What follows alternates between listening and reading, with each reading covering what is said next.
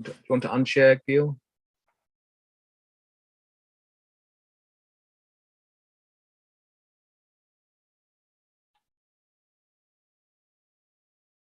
Whenever you're ready, Peter.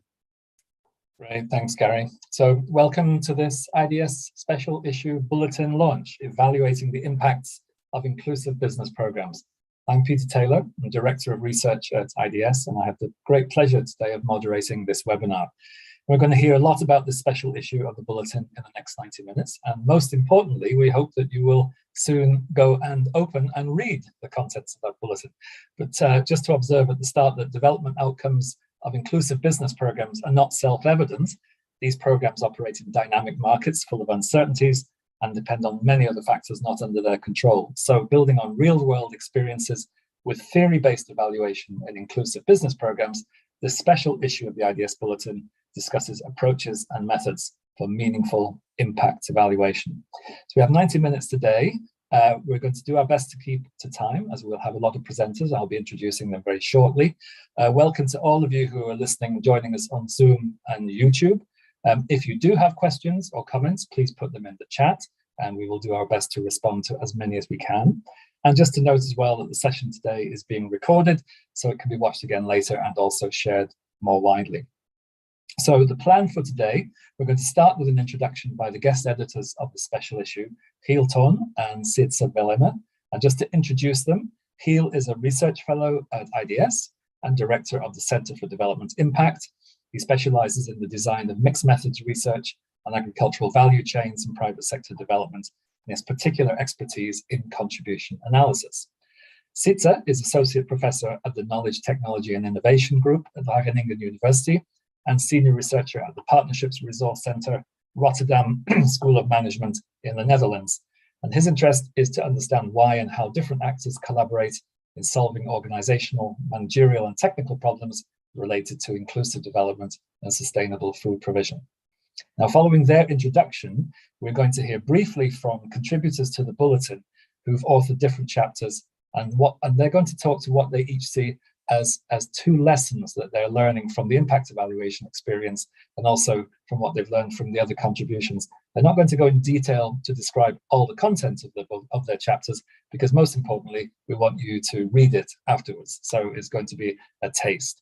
We'll hear from Drew Coleman from Mathematica, Haki Pamuk from Wageningen Economic Research, Jodie Thorpe from Institute of Development Studies, Edward Headley from ITAD Limited, Gordon Freya from the University of Witwatersrand, South Africa, Marijn Veiling, Partnership Resource Center, Rotterdam School of Management, and again, Sitsa Velema from Wageningen University. Now, when we've heard from each of their brief presentations, we're then going to hear from three panelists who are going to reflect and comment on some of the lessons emerging from this bulletin special issue, and also to engage in some discussion and debate on the issues. And they will be Patricia Rogers, founder of Better Evaluation, former professor of public sector evaluation, and co-founder of the Footprint Evaluation Initiative, which supports all monitoring and evaluation to include consideration for environmental sustainability. From Ferko Bodnar, who works for the Independent Policy and Operations Evaluation Department, the IOB, of the Dutch Ministry of Foreign Affairs. And over the last 10 years, he's worked on the themes food security, value chain development, and integration with water management and climate adaptation. And last but not least, Mike Alber, who works for the Secretariat of the Donor Committee for Enterprise Development, DCED, which is a forum for governmental, philanthropic, and multilateral agencies that fund private sector development. And his role is to support the working group on market system development in particular, which includes managing the BEAM Exchange, which is a global practitioner platform for knowledge exchange and learning about use of the MSD approach. Now, after all of that, we will open the session up to our audience, and so we encourage you to post questions or comments in the chat at any time, and when we get to the conversation at the end, we will try our best to get to as many of those as we can. So that is the opening, and I think it's going to be a very exciting, quite full, but I think very stimulating discussion here today. And let me turn immediately over to Giel and Sitsa.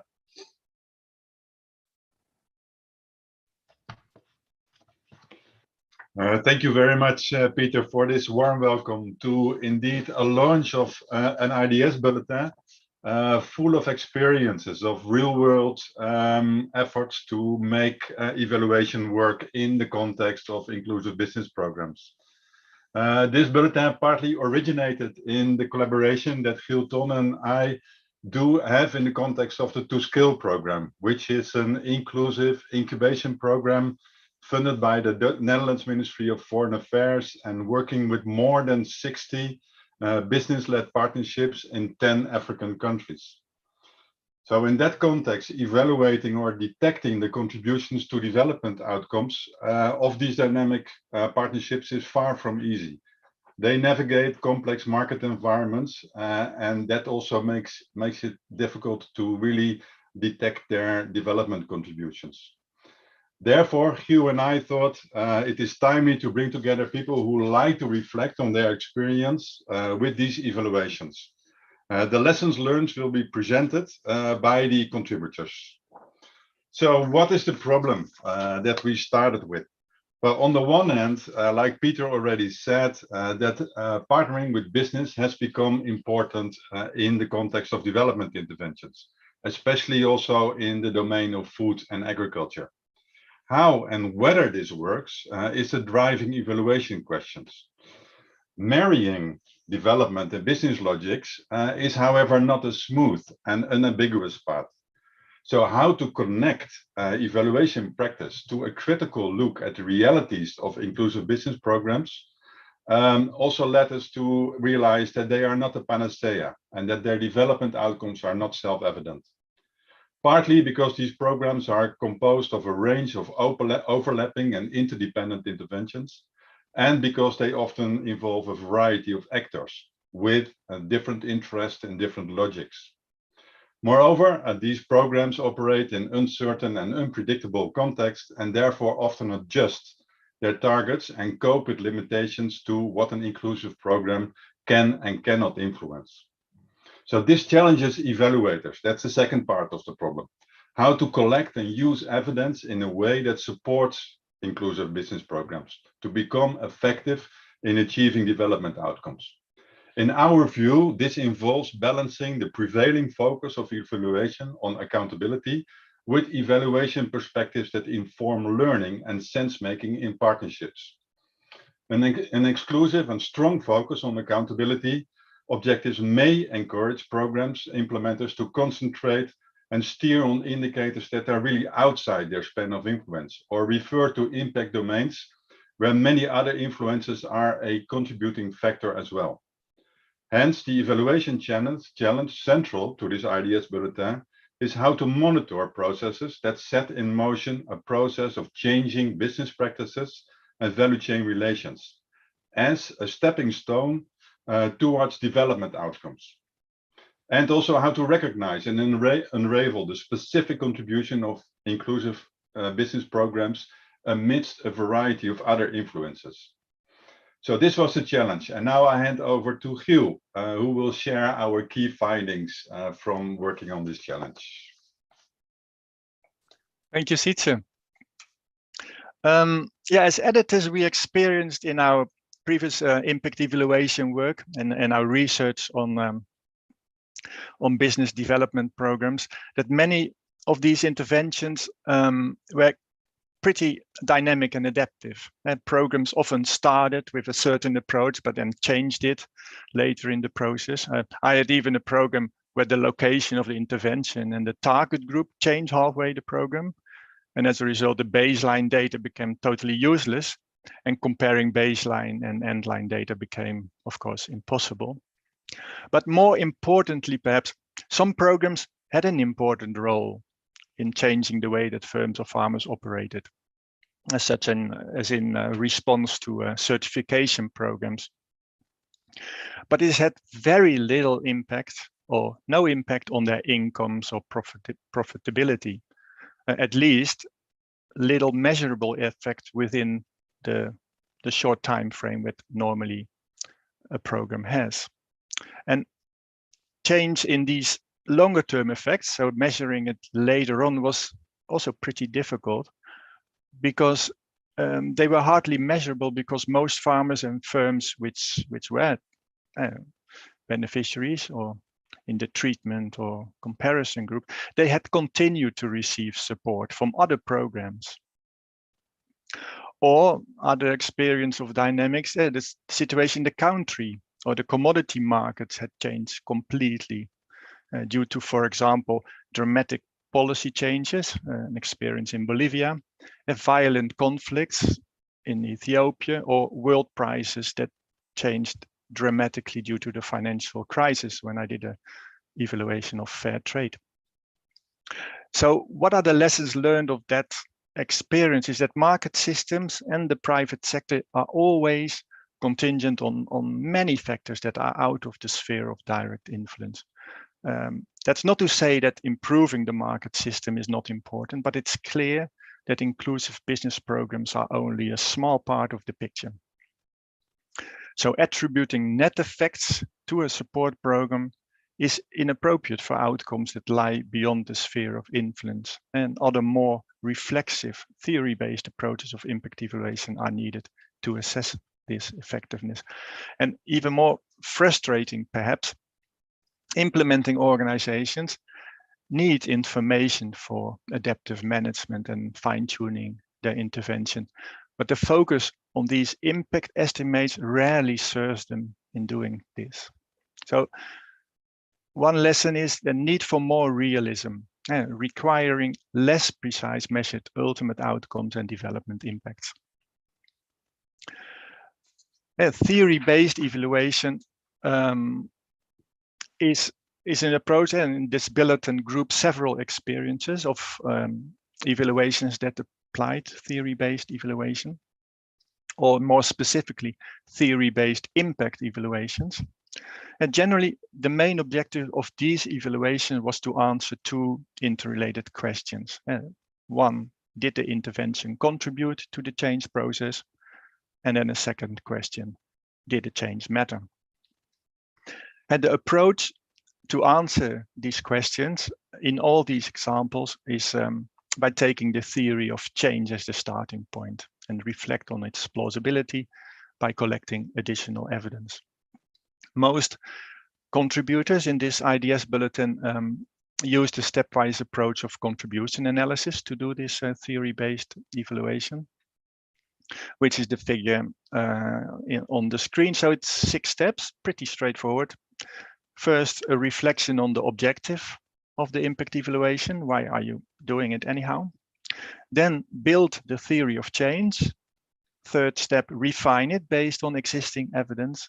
And then fourth, the most important step often, identify the critical assumptions that underpin the theory of change. And then focus on these for additional data collection, which is step 5. And finally, this all leads to an evidence-based contribution story that can be defended against critical friends or skeptical outsiders or skeptical insiders. The bulletin presents experiences of theory-based evaluation that have used innovative methods to answer these questions. Most importantly, process tracing or process tracing informed case studies, as some papers mention. It is applied in cases where the program reports or want to report important outcomes. But what is important? Generally, there are 2 routes to select these important cases.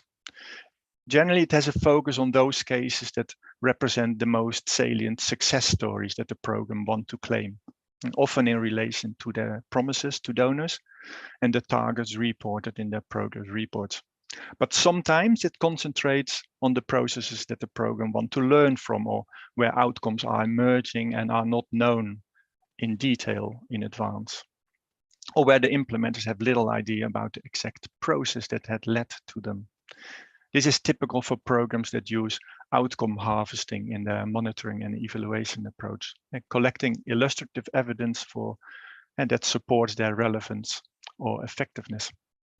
Process tracing is strong in assessing whether a contribution is made, but not particularly strong in assessing the importance of the resulting change and the importance of the outcome. So the IDS bulletin presents several other methods that discuss or try to discuss this importance, especially by following what Robert Chambers, who will have his 90th birthday next month, once stated in an event. If you want to know your impact, why don't you ask them? And of course, these methods to ask perceptions of beneficiaries have clear validity threats, not at least because they have a risk of beneficiary bias. And people want to be nice and over-attribute the outcomes to the project. But the method presented in this bulletin all thought about ways to address these validity threats. And the message is that especially when you also collect more objective data about outcomes, adding some methods that ask directly about changes and ask people whether they perceive a contribution from a specific program or service providers proved informative. These what are called contribution scores used in 2 of the chapters have far less validity threats when they are not used to measure exact impacts, but when they are used to compare the program's contribution on a wide range of outcomes. Such in one example, 8 aspects of business management, or in another example, 23 areas of the business environment. That is, when it's not used to make strong claims about exact numerical effects, but it is used to assess the approximate size of effects. Estimating rough ranges and confidence intervals are often more useful than exact point estimates of effects. And these rough estimates of a range within which a plausible effect is likely to be, note the caution in this phrase, are feasible for most private sector development and inclusive business programs. And more importantly, they feed a discussion about the importance of the support of the funds invested. And they can feed a discussion already at midterm or even annually, not after the product has already finished. Another theme for which the IDS Bulletin suggests methods and approaches is the issue that all programs try to influence firms to do things different. And they will experience that only some do and others don't. And more importantly, they learn quickly that the ones that do not change are not stupid. And to change, firms need not only to have capabilities and motivation, but also the opportunity. Whether firms do things differently always depends on the conditions in which they operate and the incentives and disincentives that they are facing. And several contributors in this IDS Bulletin use the Combi model. It's developed in the health sector by Michi and colleagues to refine theories of change or to highlight important constraints or entrance points for support. This is not easy because firms often have a wide range of incentives and disincentives, and often very specific to each peculiar firm. Therefore, another linked approach suggested in this bulletin is to abstract from these peculiarities and simplify them in what's called causal configurations. Abstract from the real world into a bit more abstract middle range theories. These middle range theories are ideally just the right level of abstraction between too much detail and too much generalization. They need to be informative and actionable. And this is particularly relevant when, as most inclusive business programs do, they support initiatives, they support pilots, and they hope that when successful, they can learn from them to scale these up and scale these out. Therefore, in the introductory chapter, we make a case to integrate the Combi model with the realist approach of CMO configurations. And when these abbreviations are incomprehensible to you, not often occurs, please read the chapter. The first chapter and Jodie Thorpe's final chapter try to explain the difference between them. I give the microphone back to Sietse for the last slide of the introduction. Great, thank you, Hugh. And I have Two more slides in which we kind of reflect on how does this then help us to lead to meaningful evaluations. So we hope that our discussion on evaluation also reflects a degree of realism. The IDS Bulletin presents a couple of tools and techniques that are developed within inclusive business programs, but clearly none of them is a silver bullet. So they only work under specific conditions and when embedded in learning and forms of adaptive management that are owned by partners and implementers. Yet enriching the toolbox based on real-world experience seems to be valuable, and we hope that this is what the bulletin contributed to. From the contributions, we learned that meaningful theory-based evaluations need interested and engaged listeners. Otherwise, you do it for nothing. These are people who want to be informed by evidence, and they own the data, and they also agree to act upon emerging insights. So the craft of evaluators then is to be both creative and ensure rigor, especially in the light of the validity threats already mentioned by Giel. So this would then make the practice of evaluation an integral part of inclusive business development programs, in which a mix of methods can be employed to make evaluations meaningful. Obviously, this also implies allocating sufficient resources to people inside or outside the program who are dedicated to making evaluation a meaningful element in complex programs. So what can you take from this? Next slide, Giel. So Giel and I discussed what would it mean for implementers, so the people managing programs. And we thought that the lessons on reflection and sense-making by partners and the interest in theory-based and real-time monitoring of change processes suggest that it's only meaningful when done with rigor and systematically. So this is not a task that you do on a late afternoon, and it involves resources and strong embedding of evaluation in the everyday practice of the interventions. For commissioners, often ministries or donors funding programs, we hope that the bulletin opens space for being comfortable with rough estimates of the importance of the contribution of inclusive business programs to development outcomes. And that you also recognize that the support to these programs is only one of the many processes contributing to development.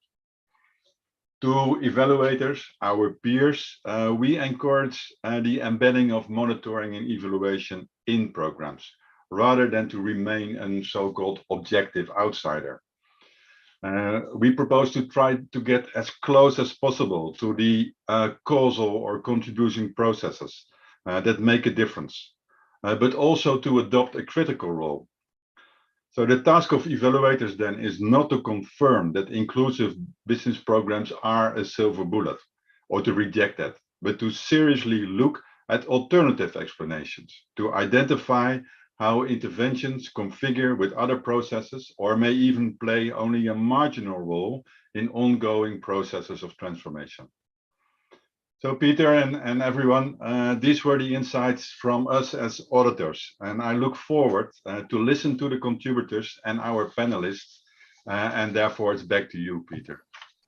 Great, thank you, Sitze and Giel, for a really clear presentation. And just to say also for everyone who's listening, the link to the bulletin is in the chat and it's available free of access. So again, just encouraging you to access it and to read yourselves and to see what conclusions you also draw. But thank you, Giel and Sitze, for sharing those, I think, really interesting and you know, stimulating thoughts and reflections on what you take from this whole exercise of bringing this bulletin together. And now, indeed, let's hear from the contributors. So we'll start, first of all, with Drew Coleman from Mathematica. Drew, over to you. Thanks so much, Peter, and thanks, Sitze and Giel, for a great introduction to this session. So yes, Peter said my name is Drew Coleman. I'm a senior researcher at Mathematica, based in Cambridge, Massachusetts, sorry, the UK audience. And I collaborated with Giel Toon and Ben Taylor from Agora Global on an article about a impact evaluation of a complex market system development program in Ethiopia called the Private Enterprise Program Ethiopia, or PEPE. That was a FCDO funded program. And what I wanted to reflect on today when Hiel was saying, what did you learn? You know, this whole issue is around theory-based evaluation, and just wanted to reflect a little bit on the first word there, theory, and the importance of a theory of change and theory-based evaluation. That probably sounds a bit obvious, but you know, like any good model, garbage in, garbage out, and with any good theory-based evaluation, the quality of the output of that theory-based evaluation is really contingent on the quality of the theory of change. And that's tricky when we're thinking about inclusive businesses and complex market systems changes, because they're not that typical intervention, linear pipeline logic model that a lot of people think of when they're thinking about a theory of change. And it really took us a lot of thought and work to put together a theory of change that could inform how does change happen within a complex and dynamic market system? How does change happen for individual firms within different sectors? And really what that ended up looking like is a series of nested theories of change. There was no one theory of change that could cover this entire complex intervention, but we had multiple different levels of theories of change that zoomed in and zoomed out at different altitudes, if you like, that helped us understand what change looked like from these different perspectives. So we needed an overall system level market systems change theory of change that helped us select a set of methods that would help us understand if practice changes were happening among businesses. How was that changing relationships and value change? How was that changing how people work together, and were poor people ultimately benefiting from those changes? But then we needed to zoom in a nested level to sectors and even to individual firms to understand what interventions that the program was using were changing practices among specific businesses in specific contexts. And that allowed us to choose an entire different set of methods to get there as well. So I just wanted to reflect on that. And then within this broader theory of change and thinking about how change happens, Hiel talked about these middle range theories, and I think that Combi is a really promising middle range theory. And just seeing how Jodie and Sietz and Hiel talked about the use of this capability, opportunity, and motivation model as the different mechanisms that pull on that can lead to a practice change. I'm starting to see some promise for maybe some program archetypes that we could start to put together about which different interventions or tools in the toolkit of market system development programs pull on different levers of capabilities, opportunities, and motivations to lead to different practice changes in different contexts. And I think that would be a real contribution to the field. So it was great to read my contributors on that. So I think I'm over time. I'll pass it off back to Peter. Great, thanks, Drew. And thanks especially for joining us so early in your morning in Cambridge as well.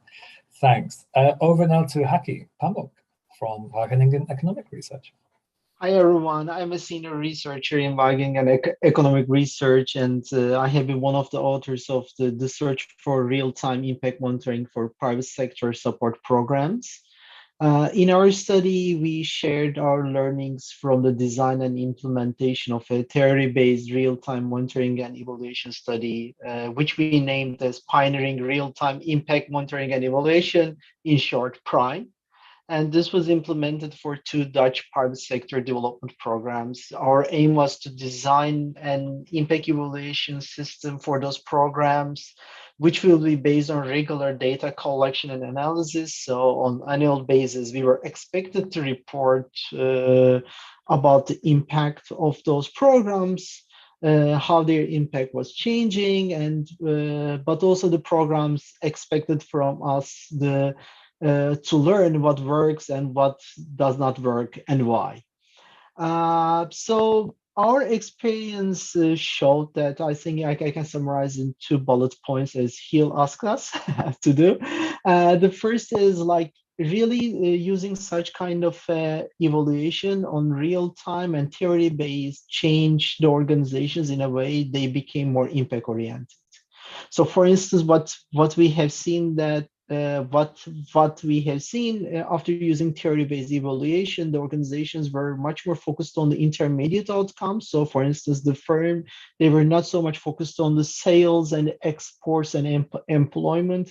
At least they were giving almost equal importance to the intermediate outcomes on the business areas and the business management practices that they were also supporting to change, to achieve those big outcomes like employment and sales. But the second thing is, of course, this like making things real time also brought some costs, because you really need involvement of many staff, at least the M&E staff all the time in data collection and the discussions. And this can create sometimes challenges. So the important thing is like you do not only involve the M&E staff, but also country and the program directors, because they are the ones who will do key decisions, and you should really adapt the learnings from your real-time analysis, the annual analysis, according to their needs, adding new variables, new indicators, removing some of the things, and adapting your theory accordingly. Because if you do not do it, because you ask for a lot also from the organizations, the time can come and they can opt out from the program because they don't feel the learnings really work, or they just use the insights from your research. And I think this brings me to the last point, I mean, about the other papers, something that we didn't mention so much in our paper, but I think Seats also pointed out in the first presentation, you should be really flexible. I think all the papers here are telling somehow touch upon that. When you design your proposal as an evaluator, the reality doesn't fit always to your utopic proposal in the beginning. These programs are complex, they are changing all the time, and the context matters, the interventions are changing, and you should always adapt to that. By sometimes changing your theory, sometimes your data collection modality, that we have done, for instance, and adapting those things is a necessity in this complex program. So I think this, and as an evaluator and also as an organization, you should be flexible. I think this is the take, my take from when I just went through the other papers as well. Thanks so much, Haki. Jodie Thorpe from IDS, over to you. Hi, everyone. I'm a research fellow at IDS in the Business Markets and State Cluster. And the paper that I've contributed to the bulletin is on understanding behavior change in theory-based evaluation of market systems development programs. So it's very much in line with the comments made earlier around the use of the Combi framework from Michi and colleagues, and but also trying to integrate it with a perspective that looks at a kind of a more systemic perspective, if you like, but that looks at the way in which changes in the meso and macro environment create the mechanisms that are driving firm level behavior change. And I think, I mean, just reflecting on that paper, but reflecting a bit more broadly on the bulletin, and I was influenced by the paper that Sichi did with colleagues looking at the two-scale program that was mentioned earlier and monitoring systemic change in that program. And I think what the bulletin offers in some of these different articles are tools for sense making around change in these complex dynamic environments. And you know, in my case, the behavior change framework that I propose in the article, I think is something that can be used to assemble and analyze evidence to better understand how change is happening, or possibly why change is not happening. In the case of the article on two-scale, the focus is very different. So mine's looking at, you know, the intermediate sort of short-term outcomes. Here in that paper, we're talking about systemic change and the ultimate longer-term outcomes. But providing that their idea is using theory to describe potential systemic effects at an early stage of program development, and then those provide a sort of an antenna, is the word they use, to identify the evidence that would help to understand early on whether or not that sort of pathway towards systemic change was indeed happening. And so in both of these, I think it provides this framework for sense making, but also delivering actionable learning that comes out of it. And I think, although it only occurred to me now listening to the presentations, but this idea of mid-range theory as well, this learning is not just actionable for the program itself in terms of modifying its theory of change potentially, but also contributing to broader theory. So some observations from my paper, where programs, where the evidence around the program evaluations pointed to challenges, were often in assumptions about how mechanisms were working to create opportunities for firms that would drive behavior change, and that those opportunities were not being realized, or firms were not reacting to those opportunities in the way expected. And Heal highlighted that in his presentation as the importance of opportunity. But I also think business motivation is another area to look at. So motivation, according to Combi, the framework, is partly driven by opportunity and capability, but it's also partly intrinsic.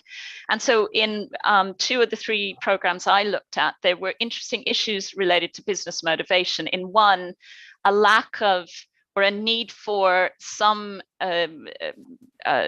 priority of the business towards acting responsibly was identified as a necessary condition to achieve the change that the program, the sort of inclusive business that the program was looking for. But quite interestingly, in another program that I looked at, which was around improving the quality of private education in Nigeria, one of the key mechanisms that the program relied on was creating competition amongst schools that were working in low-income communities as a way of driving those improvements. But what the evaluation found is that actually schools are somehow different than other forms of private sector actor, that in part they see themselves as social and community organizations. And actually there's a potential for a collaborative mechanism alongside or looking at how that balances with competition as a mechanism to drive change. Thanks, Jodie. Sorry, I'll have to cut you off. But Okay. Sorry about that. Fine. We'll need to move on to the next one. That's great. Fine. Much appreciated. Edward Headley, ITUD.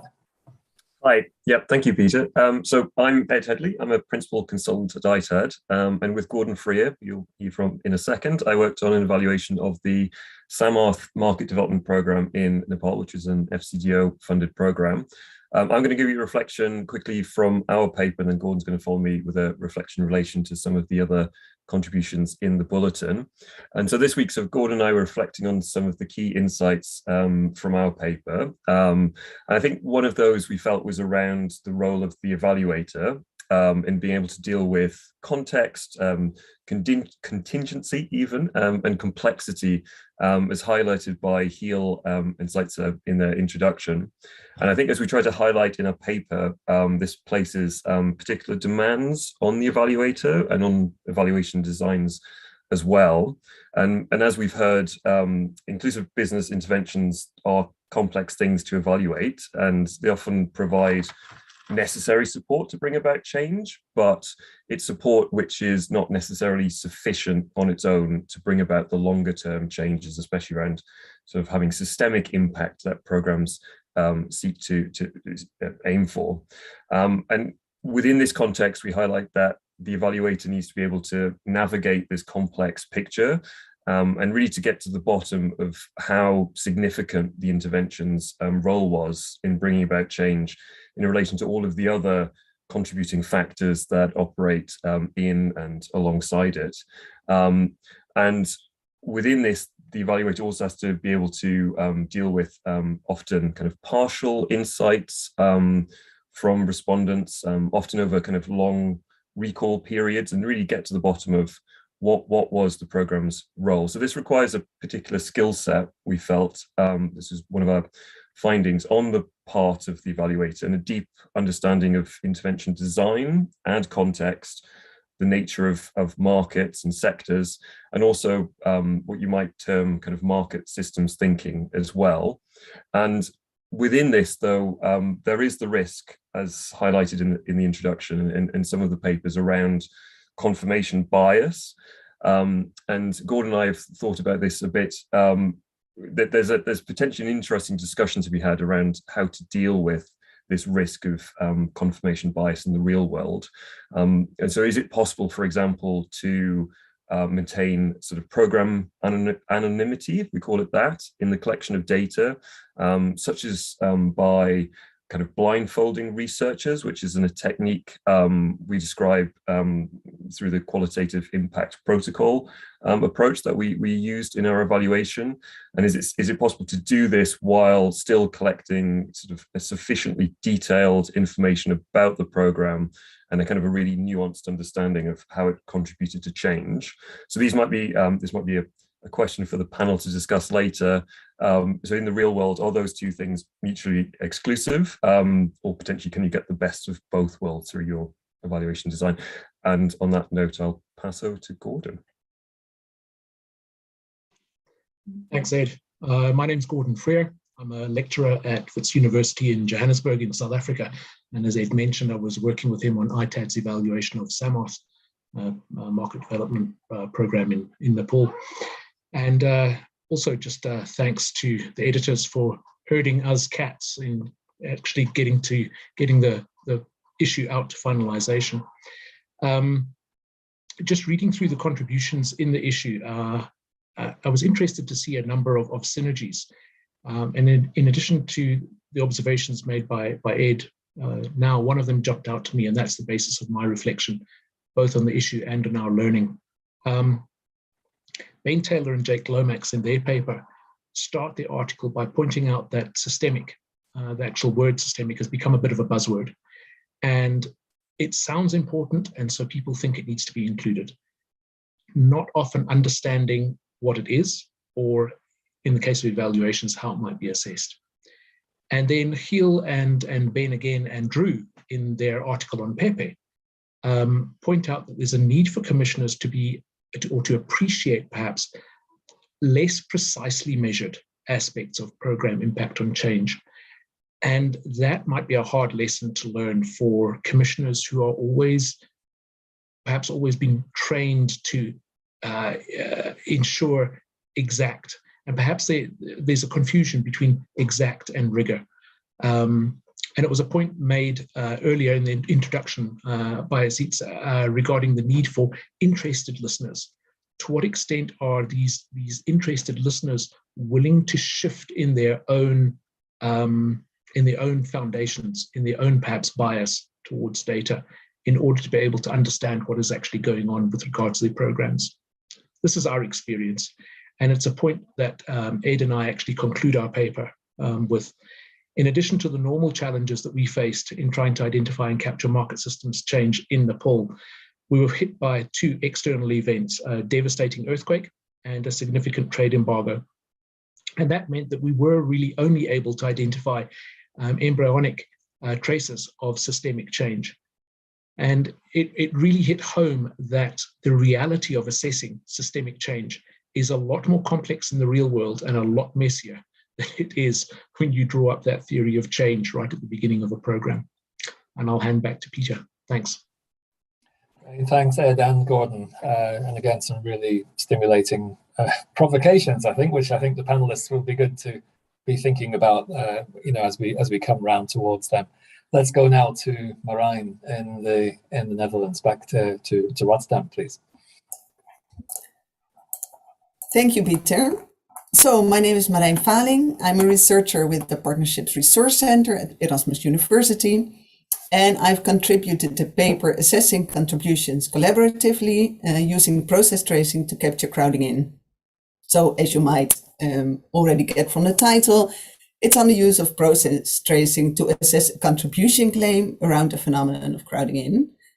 And more particularly in the paper, I've looked at how inclusive agribusiness initiative that goes by the name of CREATE has focused on supporting and including smallholder farmers in a malt barley value chain in Ethiopia. And as a consequence of that objective and successful results of the program, attracted malting companies to invest in the Ethiopian malt barley sector, thereby securing a market for domestic barley produced by the smallholders even after the program has closed. And on to the lessons from this exercise. My first lesson is on crowding in, and it's actually that crowding in should be and could be interpreted as a two-way street. So whereas the focus of crowding in is on the ripple effects of the inclusive business initiative among its wider environment, there's actually significant reason to assume that the inclusive business initiative itself is a form of crowding in towards earlier instigated and ongoing processes in the wider system in which it is operating. So to give an example, the inclusive business project that features in my paper was implemented not only in Ethiopia, but also in Sierra Leone and Rwanda. And the project was considered very successful in Ethiopia, but much less so in the other two countries, where the outcomes were more challenging and transformation of the value chain remained limited. So when we compare Ethiopia with the other two countries, we found a more conducive environment in Ethiopia. The government, for instance, has been encouraging investments to modernize the malt barley value chain through, among other things, the Agricultural Transformation Agency to promote agricultural sector transformation. And it might well be that the inclusive business initiative that I studied has not only realized crowding in by means of attracting malting companies, but actually has itself crowded in towards existing ongoing dynamics in the malt barley industry in Ethiopia, and has therefore only partly contributed to realizing further crowding in. Therefore, my first lesson is that crowding in is a two-way street, and as a consequence, I am considering to relabel crowding in as crowding alongside, because it's not the inclusive business initiative, which is the initiator of the crowding in. And therefore, my second lesson, I will be very short, given time, is that inclusive business programs are, like also highlighted by Giel here in the introduction, but also in the introductory chapter, are at most a contributory factor in the process of generating business outcomes. And this, what was a lesson to me, was that this doesn't only refer to factors that occur alongside and engage in dynamic ways with the inclusive business intervention, but also refer to factors that occur prior to the intervention. And in that way, we can consider inclusive business interventions as ripple effects of earlier instigated change processes. That would be it. Thank you. Perfect, Marijn. Thanks so much. That's great. Sietse, finally, we come full circle to you again. Great. Thank you, Peter. And I reflect on a paper that I wrote together with Marijn Valing and Greetje Schouten on the To Skill program, and also based on evaluation practice embedded within the program. And I think one of the lessons that we learned is how interesting it is to connect, let's say, our more academic domain with evaluating intervention practices in an inclusive development program, inclusive business program. And we operationalized that because we thought, well, if you talk about inclusive agribusiness, you have to find a way to borrow from insights in research to qualify what inclusive agribusiness actually means or entails. So what we did was to come up with a format for an impact pathway that included a certain quality of inclusive agribusiness based on literature. And I think that may bring evaluation beyond only evaluating theories of change that are created by partners. So this is also another way of connecting middle range theory from scientific knowledge to assessing and tracing processes within ongoing intervention programs. So that is one of the things that I liked. And another thing that may also help is what is maybe something across the papers is that there's this interesting mechanisms and not exclusively only effects. So that brings me to the world of engineering or institutional work. So evaluation then becomes also close to what it is you can actually influence and what buttons you can turn, rather than being the accountant on stipulating whether you met your objectives. And I think that is that's my final point, is that across the papers, and it's also based on the discussion by Haki on real-time monitoring, that is really difficult for evaluation, because you want to be rigorous, you want to be systematic, and how can you follow that in real time? But that also may mean, and that's something that we may learn from systemic change, is that you offer implementers kind of antenna to at least be sensitive to signs of systemic change, and then try to anticipate those and possibly respond to that. And that may have a link to the crowding in discussion already started by Marijn. So for me, the conclusion of this bulletin is that the fight is not about methods, which you see often in science. You have opposites between qualitative and quantitative. Well, we can leave that behind us. So it is about craftful evaluators who are flexible. And I think that is also a lesson for the academia, that this is something you want to have included in your curricula, especially of people working in development studies. Thank you, Peter. Thanks, Sietse, and thanks to all the presenters. We gave you a really big challenge to condense your reflections into, a really short space. So I think that was excellent, and some great insights and reflections. Let's turn immediately to our panel. Now, I'll just remind participants on YouTube and Zoom as well, we welcome your questions or comments in the chat. I'll just mention, as our panelists start, we do have one question already from Rohin Onyango, who's just saying that he's curious about the effects of private sector business development services on market systems. So that might be something that our panelists can just include in their reflections as they proceed. And obviously, as we get more questions, we can bring them in as well. So Patricia Rogers, if I could turn to you to start us off, please. So I have a couple of comments and two questions I'd like to put to the authors and editors, but I want to start by just saying how excited I am to see this bulletin and to congratulate the authors and the editors.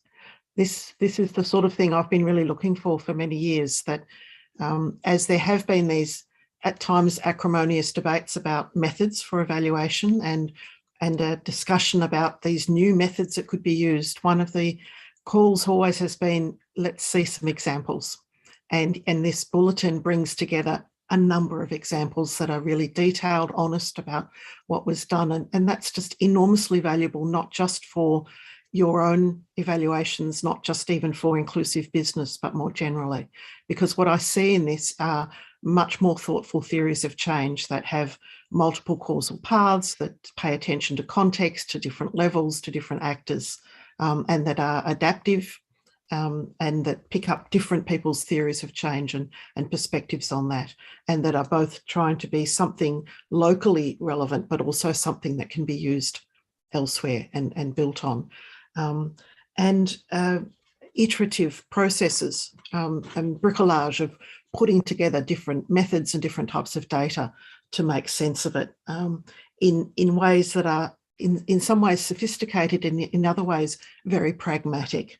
And iterative, and also connecting with real-time monitoring and evaluation rather than having them separate. So, all these things we've talked about for a number of years, I see in these papers, and I think for people who are listening or for looking at it, even if you're not working in inclusive business, please have a look at them, because they're really, really important. And it does also, for me, answer one of the questions I'd had about one of the particular methods. I've been interested in QIP, or Qualitative Impact Protocol, for a number of years, that really uses actor attribution and takes it seriously as a way of understanding what's going on. And clearly, if you do that badly, you're going to get answers that are not meaningful. And in the introduction, we talked about the fact that people who are involved in a program often want to say nice things about it. They want to support it. They want it to continue. So you can get sort of deliberate misattribution there. But I think we can also get accidental, unconscious attribution about what are the forces that influence the way we do things. And I was recently talking with my mother, who reminded me of one I had in my own life. that when I was at university, I had a narrative that I went to university and did rather well. And she reminded me at the end of first term, I came home and said I was going to drop out. And she managed to persuade me to see it out till the end. And for many years, I had blotted that out of my memory because it didn't fit my narrative, not because I was malicious, because it just didn't suit the way I saw things. So I've thought of this a lot when I've looked at QIP. How do you get people to really be reflective enough and think about the influences that other people, other incidences, other motivations might have had? And what I saw in this chapter was the need for very thoughtful interviewing that helps people to not just be honest, but to actually be reflective and get past their initial responses. And it's certainly not a tick and flick question survey that's needed. So the two questions I had, well, one is clearly this has been feasible and you've demonstrated that you pulled it off and that needed significant resources. So the question is, and was it useful? In the introduction, I was very interested in the description of what was needed, including having interested listeners, people who were willing to come along the journey, who cared about the data, who wanted the answers, and who were, along the lines of John Tukey, more interested in an approximate answer to the right question rather than an exact answer to the wrong question. So that's my first question that I'd be very interested to hear from people. To what extent were these actually used and useful? And we know that evaluation use itself is not linear, so there can be obstacles to that. And the second question really speaks to the issue of inclusive business. I'm aware that in some inclusive business programs, there's been critiques of them in terms of capture of the benefits by certain groups. And I was just looking for any information on how inclusive they really were. There's some references to the poor or to women and minorities and marginalised people, but I know your focus in these papers was mostly on the causal inference and the theories of change. I'd just be interested in how you have addressed that in terms of being truly inclusive and looking at intersectionality or other issues. So I'd look forward to hearing more from you, and I'll pass on to the next panelist. Thanks, Patricia. And great to have those questions as well, just to prime the contributors to be thinking about those as well. Ferko, let's go to you. Yeah, thanks. Thanks for inviting me too. I'm honored. But on a personal note, you probably feel about the same. It's because of this terrible situation in Ukraine, I did not spend as much time in the evenings concentrated and with energy in reading all of the issue. I've browsed through, it's very interesting, but well, let's just hope the situation improves there very soon. I read it with much enthusiasm, and I heard the contribution just now. This is a very relevant subject for our ministry. Within our Department of Sustainable Development, DDE, we have a very new person, Rens Steinstra, and they redesigned their theory of change, making more space for this sort of systemic effects, but they're still looking for tricks and tips on how to actually monitor and evaluate this. So this is, he really wanted to attend this, he couldn't, but he will be in touch with you, I'm sure. My main reaction comes to three main points. One is, that's our IOB job, something about the evaluation quality. The second is about a piece of theory about this declining concessionality, the share of ODA in support that should decline over time. And then the third one is that we should be looking perhaps for evaluations beyond an individual project, but that's also criticism to myself. The first one, don't compromise on evaluation quality. As IOB, we recently updated our evaluation quality criteria where we look at things like reliability, validity, and usefulness. The new set will be on the website soon. And some of the very common weaknesses in evaluations are about 3 points I highlight. The translation of, let's say, normative evaluation questions into more objective indicators or result areas. The plausibility of the causality claim, including testing alternative hypotheses. I read a lot about that, very interesting. And addressing bias. Different forms of bias, using different also independent sources and triangulation. Now, we have actually a framework contract with organizations that do evaluations for us. And some are really, they disqualified by using one particular method that I've also read quite a bit in this issue. I know I'm going to step on some toes. What we think an evaluator should not do is ask directly your stakeholders, to what extent has there been an improvement in ABC? And to what extent has this been the result of the project? I realize there have been ways to mitigate this sort of confirmation bias, so I should have a bit more look carefully. But we are very wary about this method, though. On the other hand, I was very pleased to see this light version of process tracing, which really convinced me. You know, it's very well explained, stepwise testing hypothesis and alternative hypothesis. And I've actually forwarded it to my colleague who's now starting an evaluation of the effect of Dutch climate diplomacy in increasing the ambitions of national determined contributions of third countries. So my main message is don't compromise evaluation quality. The second is a slightly minor point. I've read many different concepts, but I think there's one thing that I haven't read, while I haven't read all. And this is something we found in our IOB climate finance evaluations, where we looked at public-private partnerships and blended finance. And that is this piece of theory where the level of ODA should decline over time. Also as a measure of how you go from project to more, let's say, sector changes. This seems to work quite well where you look with concessional loans, think about FMO, how they involve all sorts of finance, but it doesn't work that well in most cases in the more non-revolving subsidy-based instruments.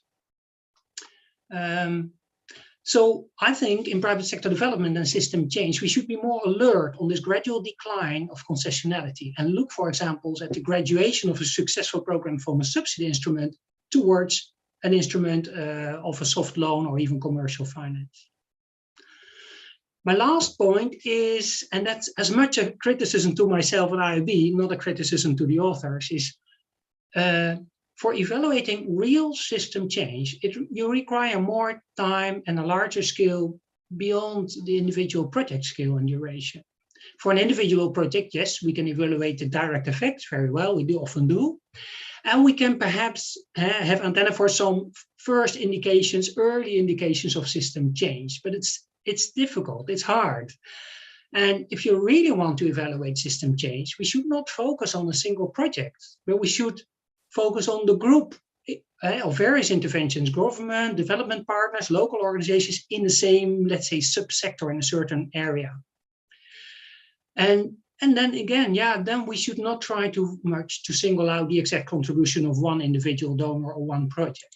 I agree fully with that.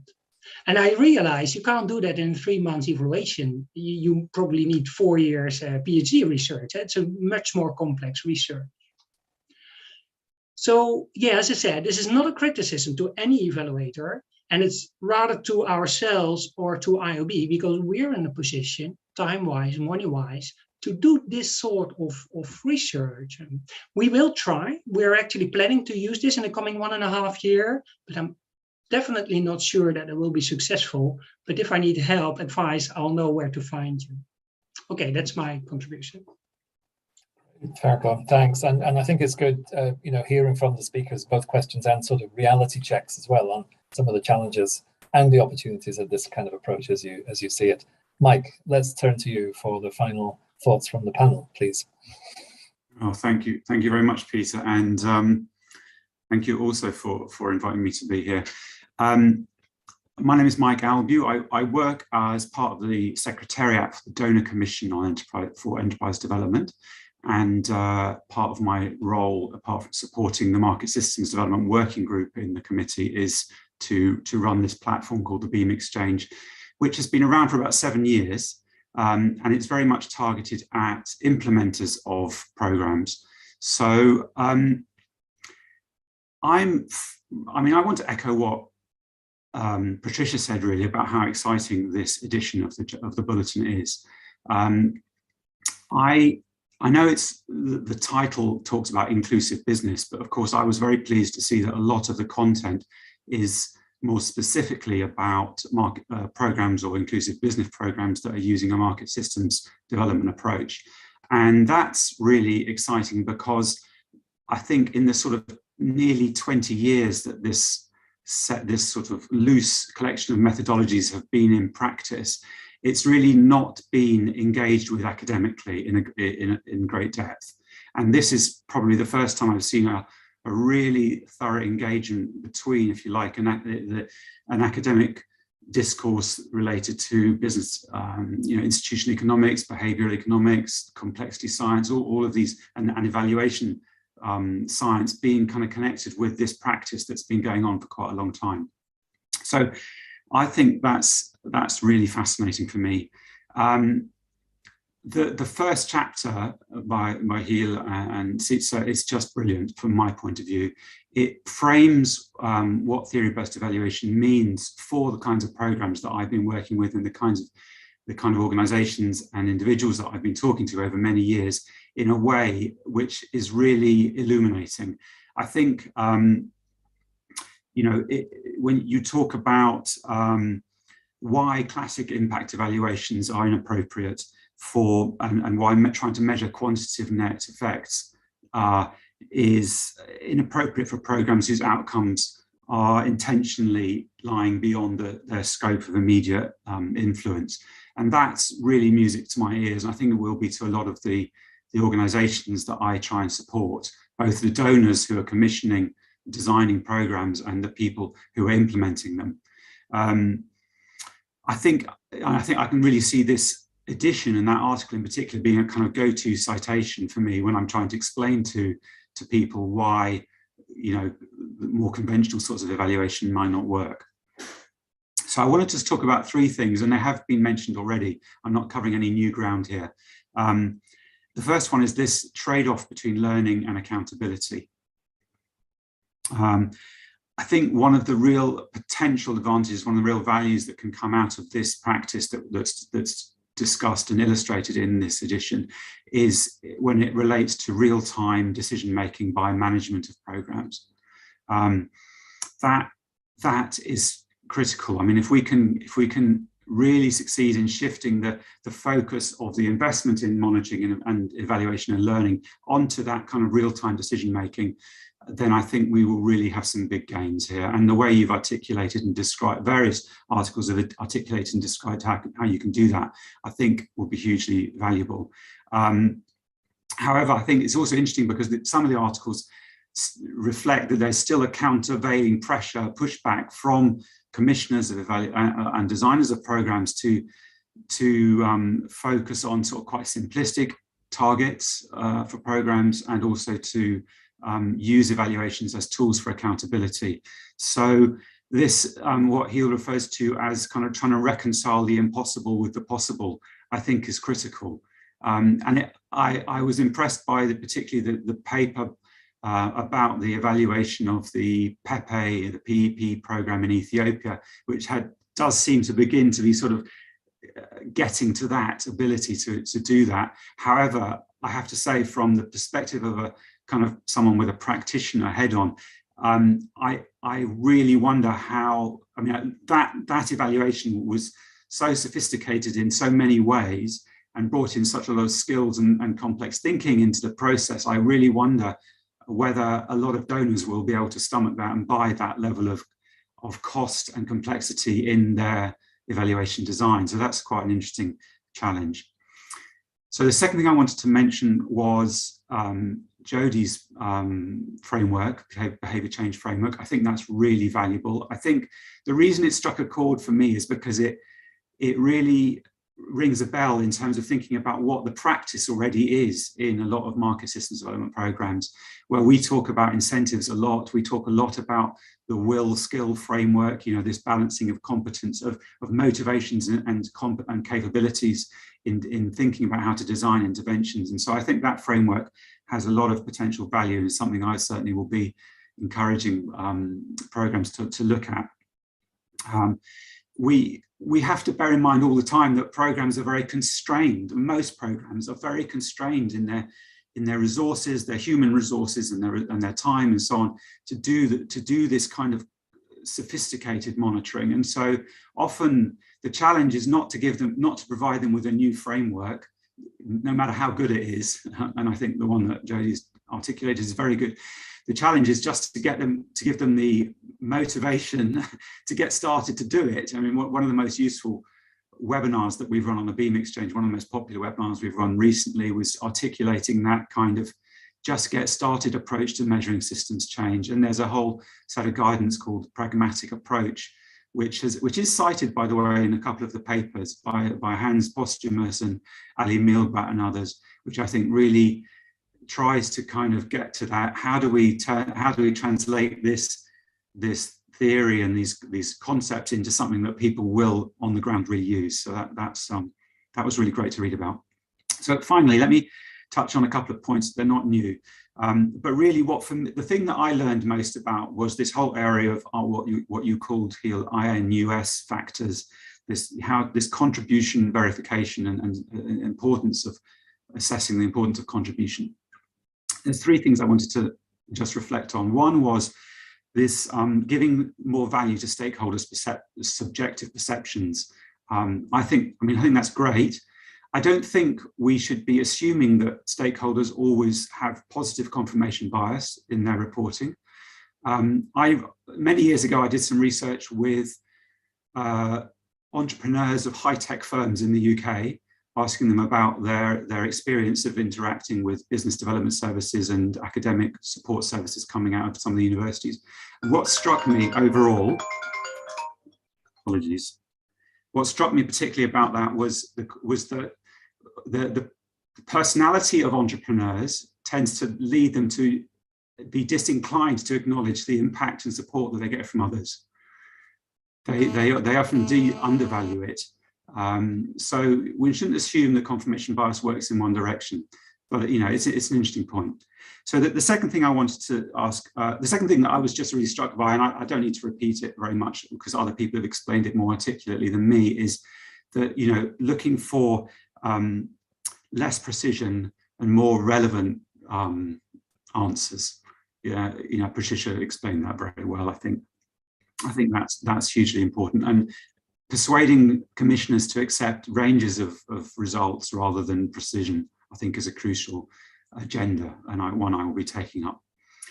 And the final thing I wanted to just mention was the point that Gordon made. I think this is absolutely crucial, Gordon, about the need for evaluators to have really quite sufficiently knowledgeable understanding of the intricacies of what programs are doing in order to make these kind of judgments and assessments.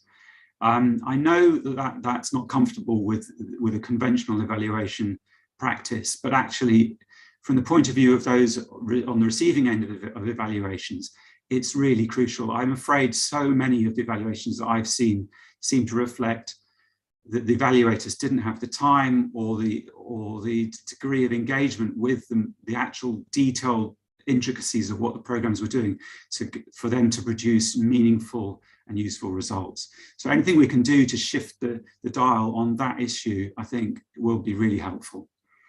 But just overall, thanks again for a really excellent edition. I really want to credit the authors and the editors. Great, thanks, Mike, and thanks again to Patricia and Ferko as well for your observations and questions.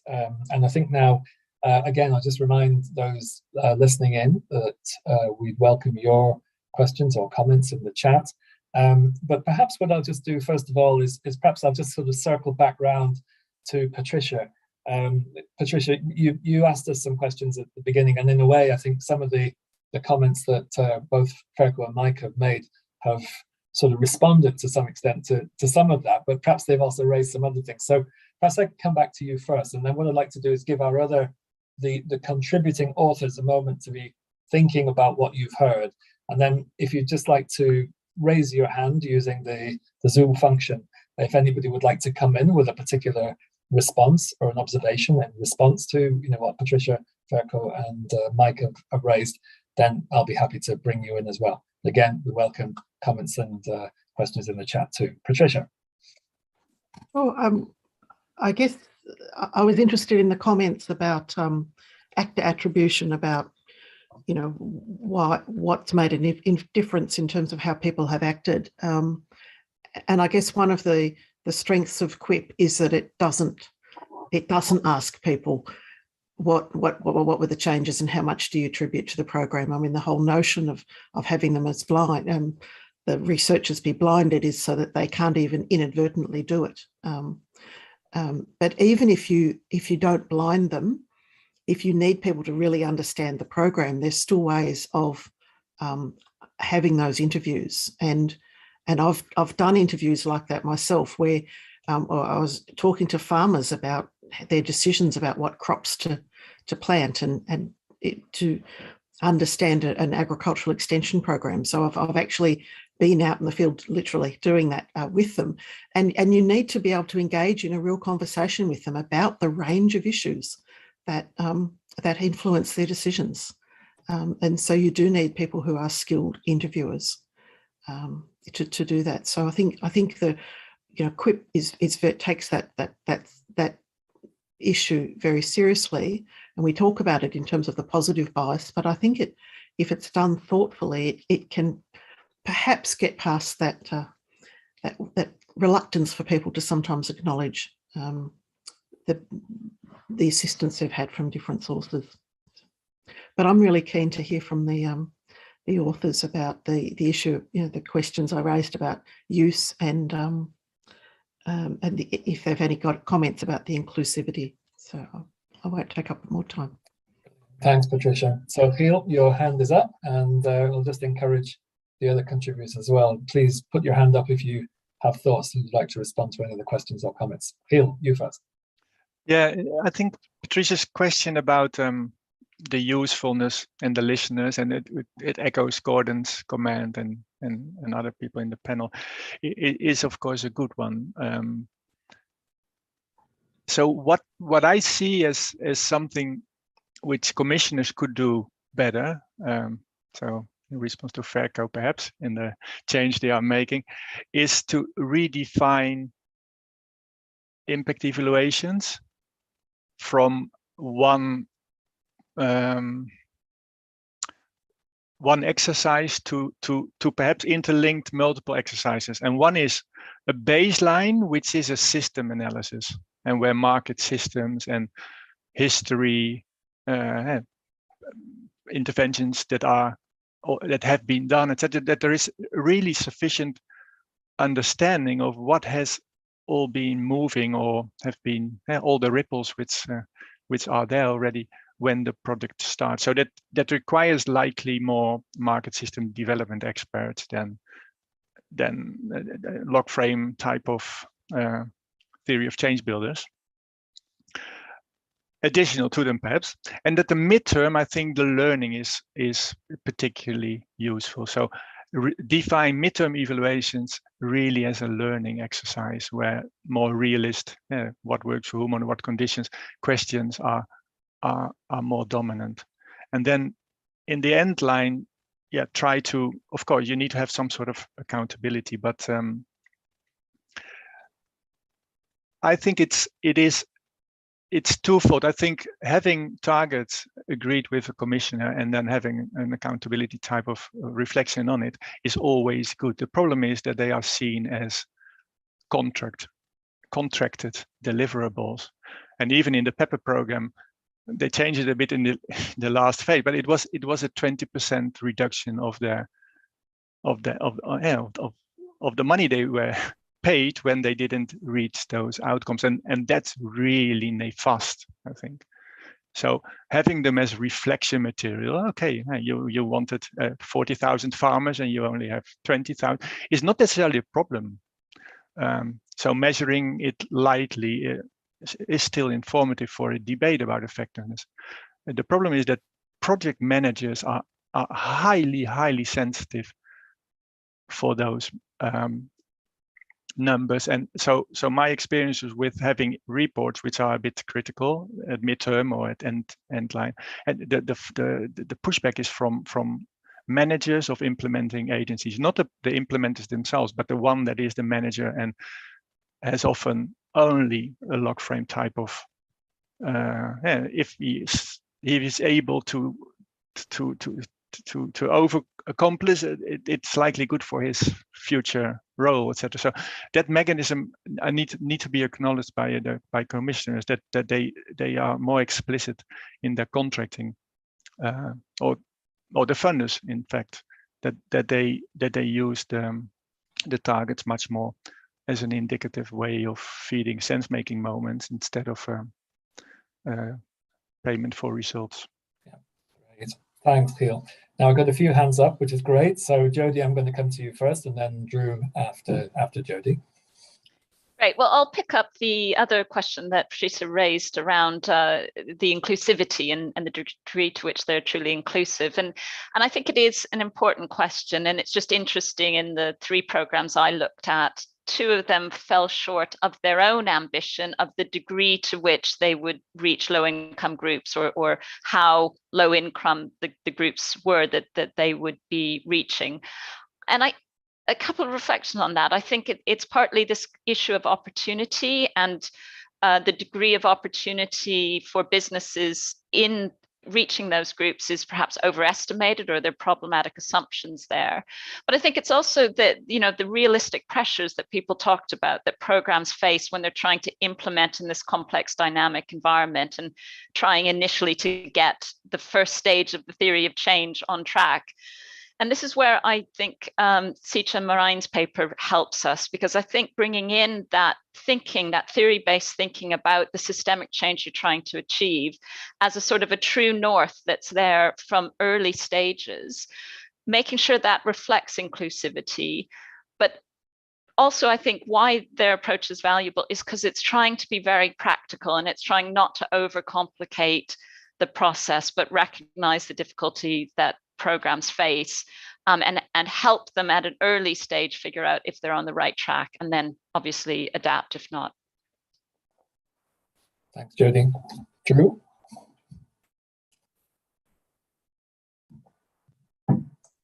Sorry, I think I'm off mute now. Yeah, I'll try to be brief to let everybody else speak as well. I really appreciated those 2 questions, Patricia, and when you said, was it useful, I was thinking immediately, useful to whom? And of course, Heel at the beginning set out different audiences that were thinking about commissioners, other evaluators, programs, but I'll pick on the program itself, because I think that resonates most with my experience on the Pepe evaluation, is that we really wanted the evaluation to be useful to the program and help inform particularly the local staff that was doing a lot of the program monitoring. And that really had to come through intense engagement and participation. So seeing evaluation as less as an accountability tool and more of a learning tool means that you're thinking a little bit differently about your role of the independent and external evaluator, particularly in an adaptive program. Is our role here to judge the merit, significance, and worth of your intervention, or is our role here also to infuse some evaluative thinking into what you're doing and using the evaluation process, even just the design of the evaluation, to help you think a bit differently about your program? And I think that takes a lot of collaboration with the program. So I would say that for the Pepe evaluation, to the degree that it was useful, it was because of the partnership that we tried to build over 5 years with that program through a number of touch points and engagement points. And Ed, you were part of that program as well, in instances as well. And I think that, having that synergy really helped that. And I would just kind of call for evaluators to think about the role that you play with programs if you want it to be useful to them. Thanks, Drew. So let's now go to Marine, and then we've got Ed and then Haki following up. Thank you, Peter, and I'll be try to be brief here as well. First of all, what resonated with me was the point made by Ferko Botnar about systems approaches needing different types of evaluations. And this obviously was also the basis of our discussion, but the way it was presented here, that systems approaches also need systems evaluations, I think is really interesting, and I would be really interested to see how that would work out. Secondly, and practically, I would be happy to share my experiences with the process tracing light in case of needed. So please reach out in case you need more information. And then thirdly, I want to respond to the point raised by Mike Albu, because he talks about different sorts of trade-offs and evaluations when you have to deal with this complexity of several partners working in complex environments. I heard Mike mention several different trade-offs or tensions, for instance, between learning and accountability, between rigorous and practicable evaluation systems, and about evaluators being engaged but also independent to do their work. What I wanted to mention here is that we're currently working on a paper together with Sietse Vellema and our colleague Greetje Schouten on viewing these tensions or trade-offs within evaluations as paradoxes, and as such trying to embrace them and being explicit about them and accommodating them in the design and implementation of evaluation systems. So in case you're interested, Mike, we're more than happy to share that paper once it's out. Thanks, Marijn, and it's great to know that there are more resources available that people will be able to get as well to help with this. Ed, let's go to you, and then to Haki. Yeah, thank you, Peter. I just, in the interest of time, I'll keep this brief, but I just wanted to come in on the comments about QUIP. Thank you, Patricia, for those comments. It actually would be great to kind of continue the discussion on how we can integrate QUIP into evaluations of market systems programs. I'm actually working on a paper with James Copstake. This is a quick guru. So there's a quick plug there. So we're sort of reflecting on some of these insights at the moment. I mean, I think where sort of Gordon and I, where we struggled in using the insights from QUIP was probably where those challenges came from was the process of blindfolding, and that kind of precluded some of those more in-depth discussions on the role of the program that you mentioned there. And it really depends on how anonymous, I guess, the program was in the market system, and obviously market systems programs do try to kind of work at arm's length and be anonymous. And I think on its own, the insights we got from QUIP weren't sufficient to dig down into kind of the full picture of what was happening. But I think where we found real value in using QUIP was to bring the evidence we got from that technique together with evidence from other sources and other kind of research approaches, and it really provided a kind of a strong point of triangulation to kind of sort of confirm our kind of suspicions, theories about what actually was happening. So anyway, it'd be great to continue that discussion, but I'll leave it there. Thanks, Ed. Haki? I would like to reflect on one of the comments by Farco on the confirmation bias, that asking about the impact directly to the beneficiaries and asking them to share their perceptions. I also agree with the fact that if you only ask about the perceptions, there can be confirmation bias, and as Mike said, this can be not only positive, sometimes it is negative. We know is also from the academia, usually the students in the evaluation, the negative ones are more likely to respond to, for instance, to the online surveys, for instance. But on the other hand, those perception questions, like just asking directly to the beneficiaries, sometimes can be also useful if you have a benchmark. For instance, if you are doing the survey multiple times, then you can observe actually the change in the perceptions of these people, how they assess the impact. And given that those kinds of surveys are usually very long, and you cannot always ask all kinds of details, like objective questions about how your practices change, like you have to ask sometimes 10, 20, then those questions can give you a shortcut to cut the questions where you can test beforehand whether those perceptions reflect the reality in the field. So I understand that that there is this there can be a quality issue when you use it only one time, but if you triangulate it with other questions, more objective questions, and if you ask it multiple times, they can be also useful tool as well, especially for learning purposes. Great, thanks, Haki. And time is really now coming to a close. It's been a really stimulating and quite full hour and a half. Where did that time go? Quite incredible. Maybe I can just come back before thanking everyone for the contributions, of course, everybody who's joined us today. Sitsa and Peel, very briefly, any final reflections you'd like to leave us with? No, it was a very good meeting. Yeah, we didn't touch Patricia's point on inclusiveness, and I think it is an important point. I think critical reflection and trying to disaggregate outcomes for different groups, that's really important, and it's also another skill set or another mindset that's needed in evaluators. Thanks. Sitsa?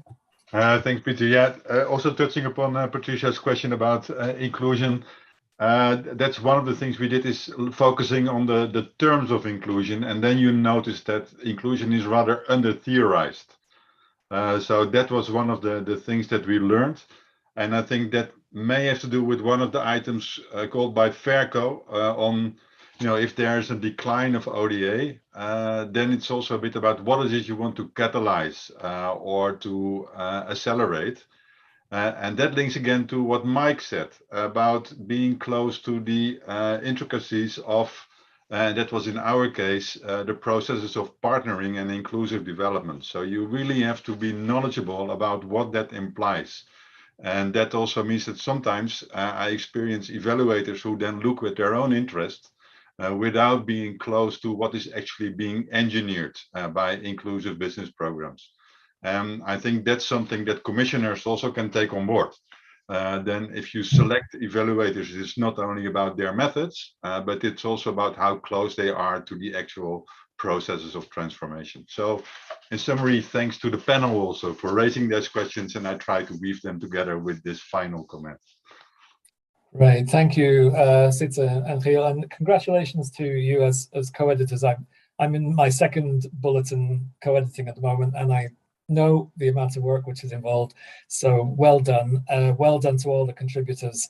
The link is again in the chat. I really encourage everyone to read this. I think it's going to be a fabulous resource, and it's great as well to hear of the further work which is taking place, more resources which are going to become available. So I hope this will feed into an ongoing conversation and dialogue, and obviously the panelists for bringing your questions, reflections, and insights.